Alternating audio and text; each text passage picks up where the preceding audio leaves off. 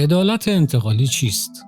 برای پاسخ به این پرسش بیایید فرض کنیم همین امروز حکومت استبدادی در ایران با به جا گذاشتن میراث سنگینی از جنایت‌ها و نقض حقوق گروه‌های مختلف کنار رفت.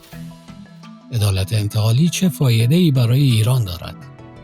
عدالت انتقالی شامل فرآیندها و سازوکارهایی است که به جامعه مانند ایران برای رسیدگی به میراث جنایت‌ها و نقض حقوق به جا مانده از حکومت گذشته و رسیدگی به دادخواهی قربانیان و خانواده‌هایشان کمک می‌کنند.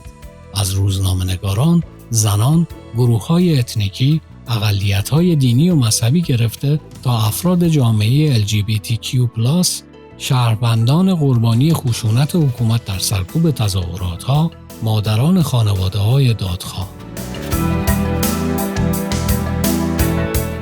هدف از عدالت انتقالی در گام اول کشف حقیقت و سپس اجرای عدالت به نفع قربانیان و محاکمه عاملان و آمران جنایت هاست. جبران خسارات مادی و معنوی قربانیان به خاطر سپاری جنایت‌های انجام شده در شکل‌های مختلف، از جمله تأسیس موزه‌ها و تولید آثار فرهنگی و در نهایت ایجاد تضمین‌هایی برای جلوگیری از تکرار این جنایت‌ها در آینده، گام‌های بعدی عدالت انتقالی است.